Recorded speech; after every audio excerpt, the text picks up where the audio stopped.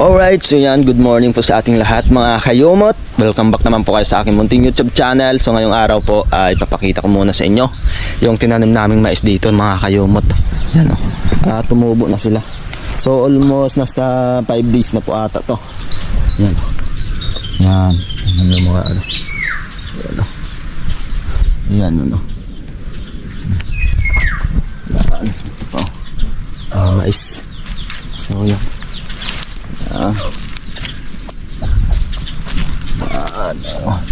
Yung makikita nyo dyan kung maliliit pa sila mga kayumot kasi 5 days pa lang. Yan nag green na yung makikita nyo. Yan yung maliliit na tubo na mga kulay green yan yung mais mga kayumot, at may halong kamote, talong at yung yaso na. Yan. So yung ano lang dito mga kayumot, yung problema hindi naman umuulan, so sobrang init. Pag tighabagat ganito talaga, matumal umulan mga kayumot. Kaya yan ang problema ngayon dito sa tanim namin na mais. Iwan ko lang kung maka-recover, at sana nga kahit papano ulanin para medyo makapag-recover naman itong ating mga tanim. So sina atin naman tinanim na rin yung yung umag. So hindi ako nakakasama doon kasi ginagawa ko itong banyo mga kayumot. At sa Bipin side ay gumagawa na rin tayo ng pawid. Kasi si mama inuubo na sa paggawa ng pawid, kaya tumigil muna at kami ulit. Kami yung gumagawa, akong naghanap. Halos lahat ako na yung gumagawa upang maayos ito banyo namin mga kayumot. So today nga tinanim na yung umag nga ni ate kasi tumutubo na siya. Once na hindi yun itanim mga kayumot ay malulunot na lang, mabubulok. Kaya sayang din. Kaya ayun, binaon na sa lupa para sa sunod na at umulan ay baka gumanda rin yung tanim. Naway kaawaan tayo ng puong may kapal at ulanin mga kayumot. Kasi yung umag mga kayumot, once na tumubo siya, nabubulok yung pinakalaman. So pag tumubo na yun ay may panibagong laman ulit yung kanyang panibagong laman yung tutubo ulit sa kanya hanggang sa lumaki kung may awa ang Diyos na ulanin itong aming lugar ngayong araw o sa sunod pa. Yan. Kaya nga sa pag-harvest talagang may nakikita ka pang yung tinanim mo dati ay doon bulok, tapos may katabi siyang yung mga sariwang laman. Yun. Kaya once na talagang tumubo yan at hindi na itanim, mabubulok lang din mga kayumot. So ngayong araw nga simulan na natin yung pagbabaklas ulit nitong banyo mga kayumot para may magawa tayo ngayong araw. So yan, pasensya na kayo kung madilim ulit dito sa aming bahay. Hindi naman masyado. Yan kitang-kita naman tayo. Kaya ayan, simulan na naman natin yung ating gawain dito. So una natin gagawin, babaklasin muna natin yung mga dingding na nakalagay doon kasi bulok na nga yung mga nakakapit. At yun din ang ating ibabalik mga kayumot. Kasi wala naman tayong gaanong daming kawayan. So itong mga kawayan ito rin yung ibabalik natin. Kaya tatanggalin natin yan. Tingnan nyo, wala na. So ididikit na lang natin dito sa panibagong poste na linagay natin. Itong posting to ay lagay lang natin mga kayumot. Kasi dyan sa pinagbauna natin hinukayan ko kaso puro bato na, mababaw. Kaya yung nagpapatibay na lang sa kanila ay itong posting to at yung sa dulo na yun. At ito kukunin na rin natin. Tingnan nyo, wala na rin.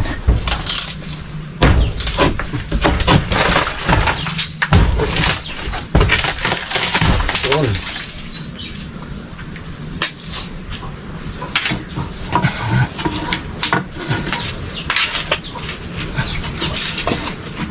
Hirap talaga pag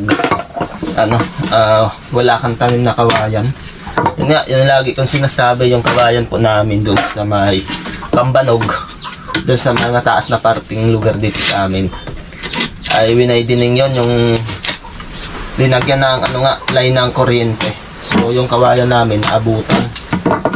Yan, wala kaming kamalay-malay. pinagpuputol na pala. Pero wala na kami naabutan sa kawayan. Pinagahakot na nila.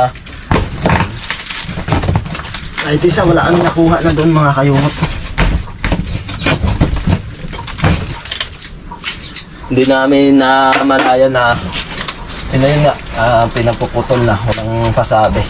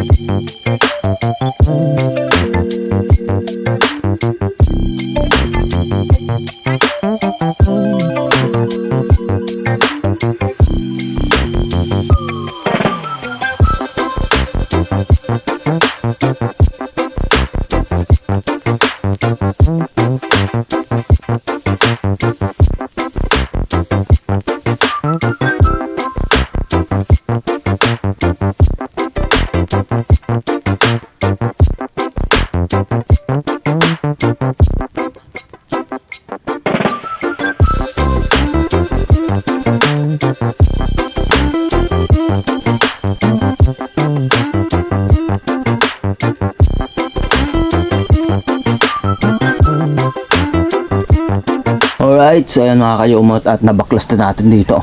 Ayos na. So magbubutas na lang tayo dito banda ng pamposting isa. Dito. Malambot siya kasi nga CR.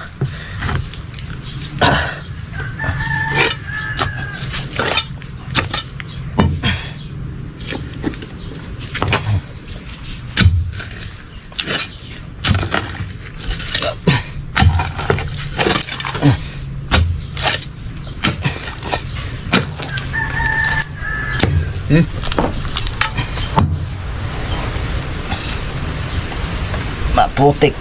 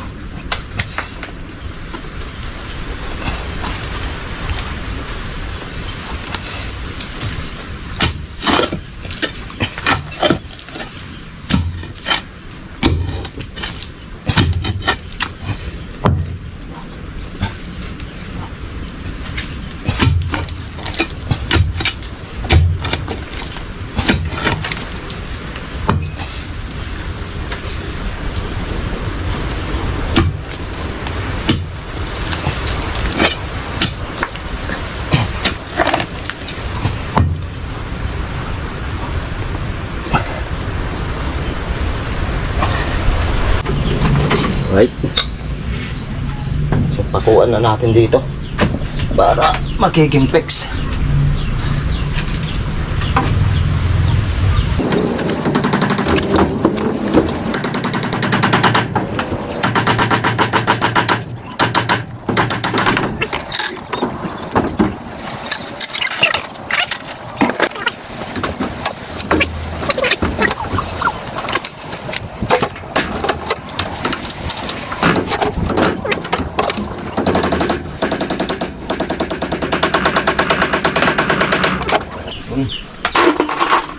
ituloy yung paggawa.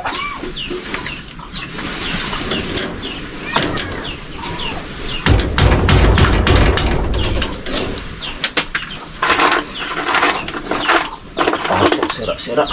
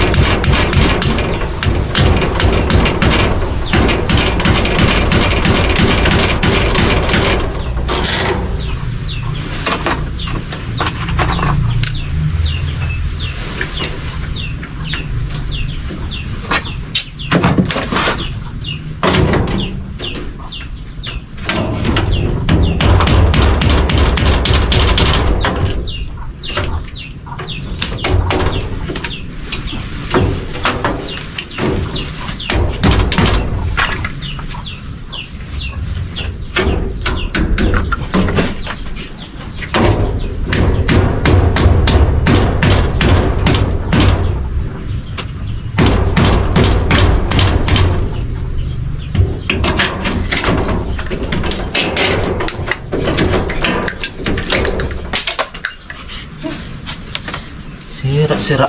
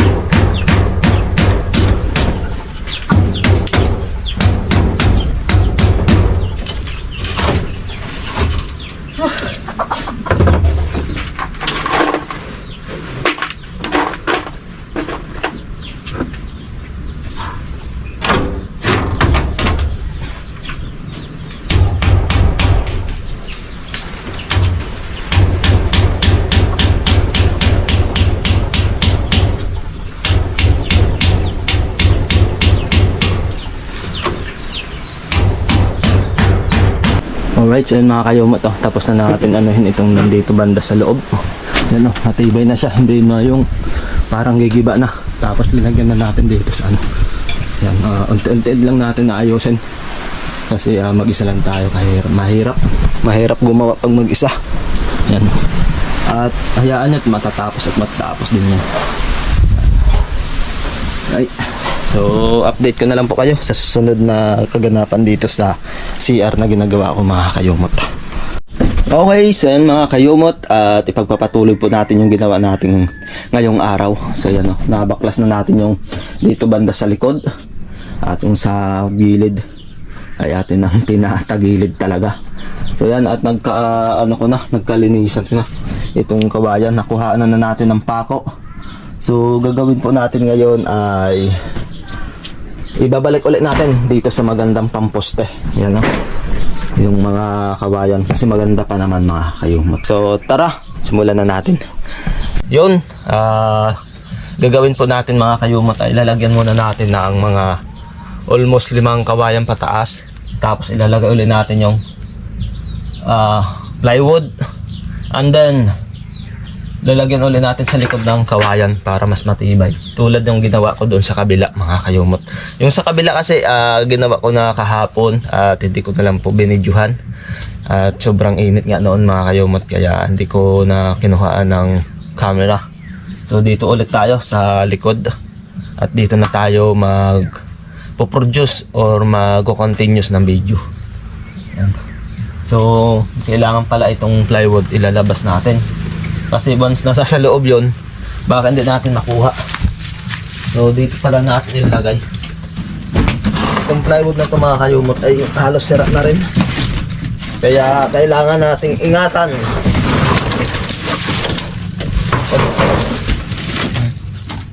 Dito muna natin ilalagay ang kulmanet. Masisira na talaga. Talikot na lang natin.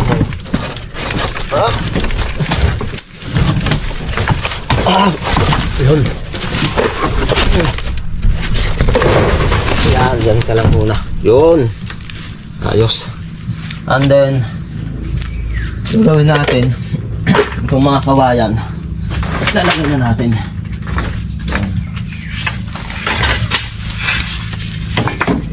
Puputulan na lang natin pagka sobra. Yan. Aba, bumabalik dito sa may kawayan. Dito. Pwede itaas-taas natin yan. Or lagay kaya natin yung mas maganda, may isang kawayan pa dito, pamakuan.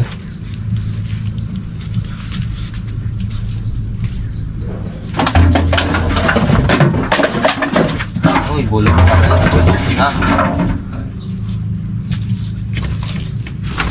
Bulok na.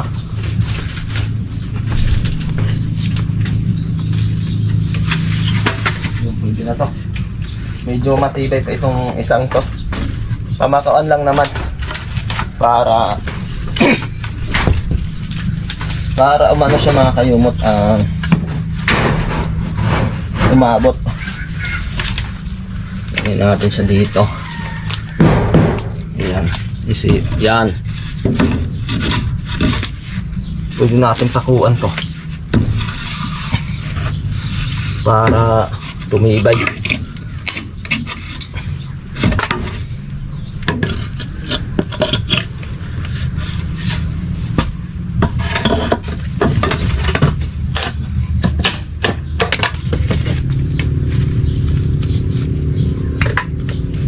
Ganito talaga sa amin mga kayumot. Once na mapapakinabangan pa itong kawayan, gunang-gulang.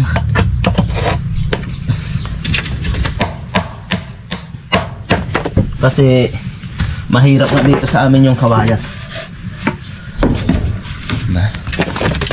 Yun, pwede na. Saktong-sakto.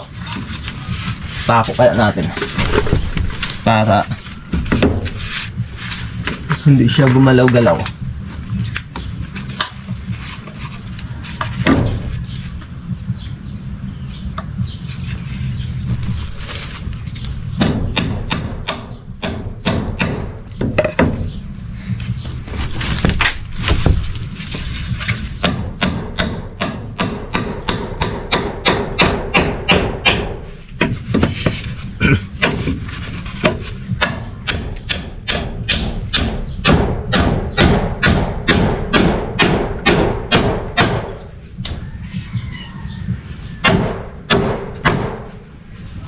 Bless.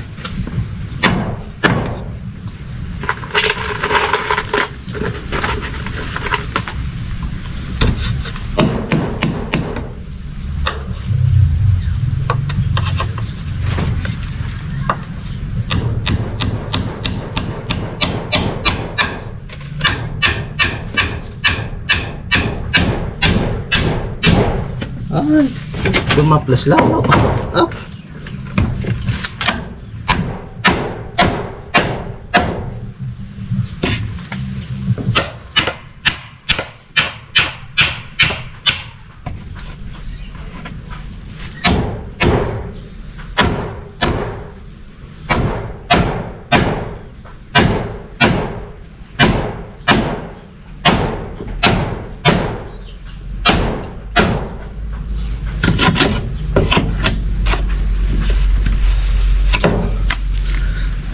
Oh, maples.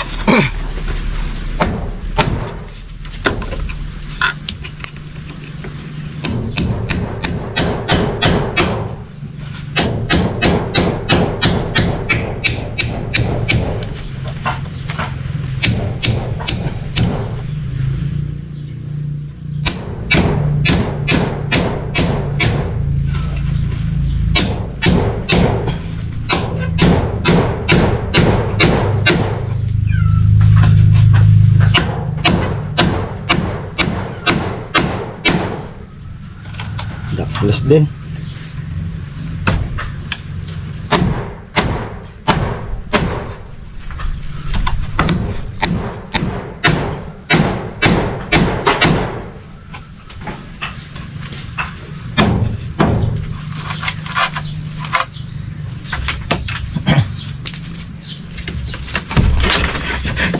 Taas-taasan na natin.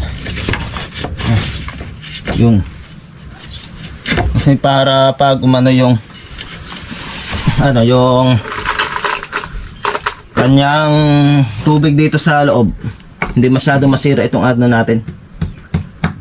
Dingding na kawayan. Dami pang langgam.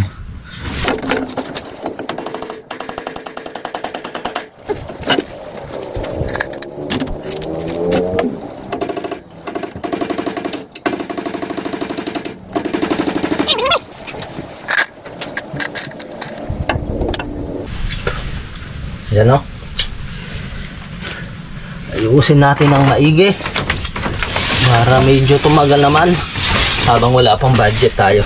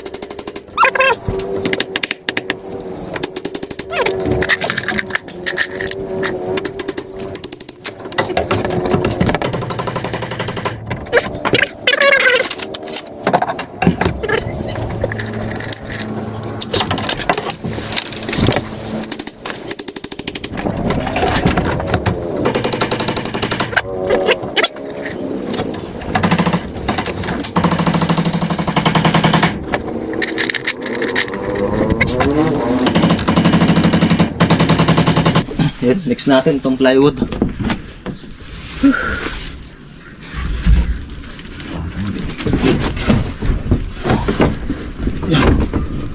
Kaso hindi kasya siya yun sa kabila.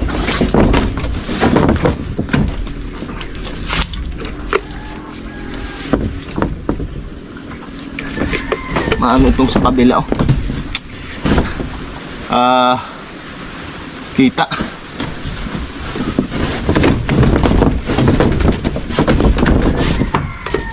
Baba natin konti.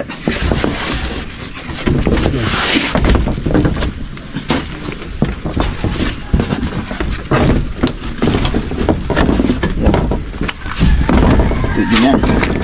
So lagyan muna natin dito ng pako para kahit hindi nahawakan.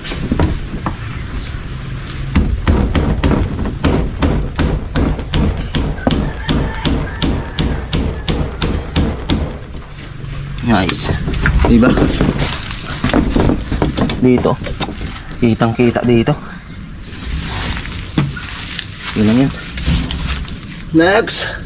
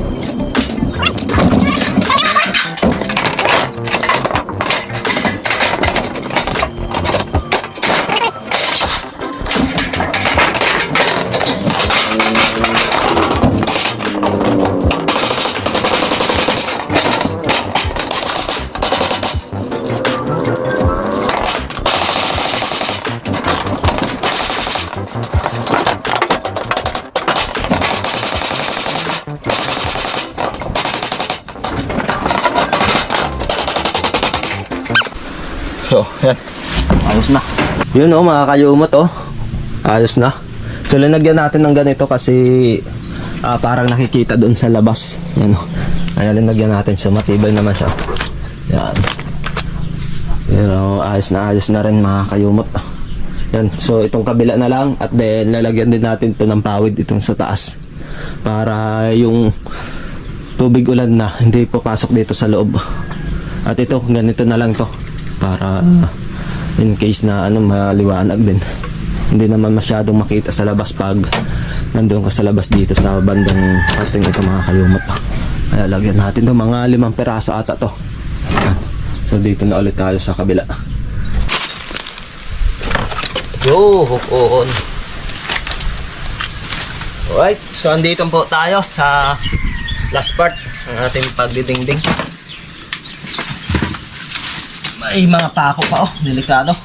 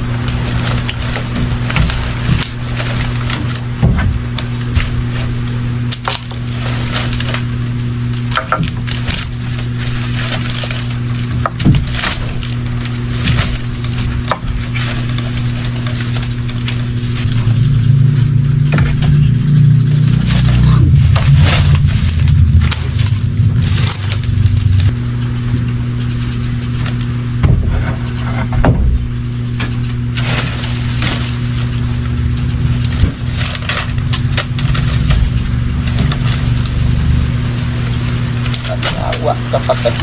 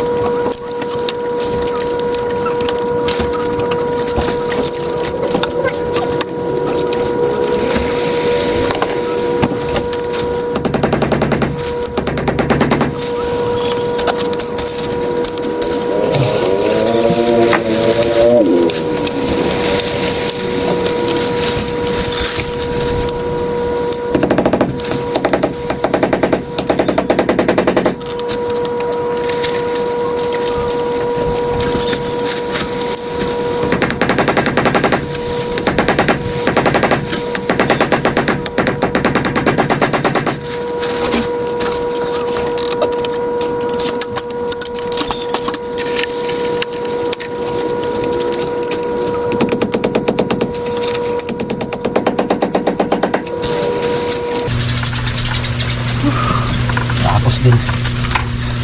Yun na mga kayumot, alinagyan muna natin ng pawid dyan kahit medyo maluwang yung kanilang pagitan kasi ano lang naman yan sa agsik ng ulan mga kayumot at dyan sa Mayero, dyan sa malaking bahay yan, tapos na tayo at binalik lang natin yung mga kawayan na pinagbaklas dito dun sa CR mga kayumot yan, right. At least kahit pa paano tumibay-tibay din itong aming CR. Oh. At medyo maganda-ganda na tingnan. Yan. At yun nga mga yumot. At maaray. Yan nga mga kayumot, at mahaba na nga itong aking vlog. Dito ko ulit tatapusin. So bago ang lahat, shoutout muna po kay Sir Homer Canite ng Tacloban City. Mag-iingat ka po sir kahit saan ka man magpunta. At shoutout din po sa mga sulit na nanood ng aking munting YouTube channel, mga subscriber, supporters, at sa mga silent viewer po namin dyan. Maraming salamat po mga kayumot. So kita-kita na lang po tayo sa aking next update. Hanggang dito na lang. Lagi po tayo magdasal. God bless you all and bye-bye.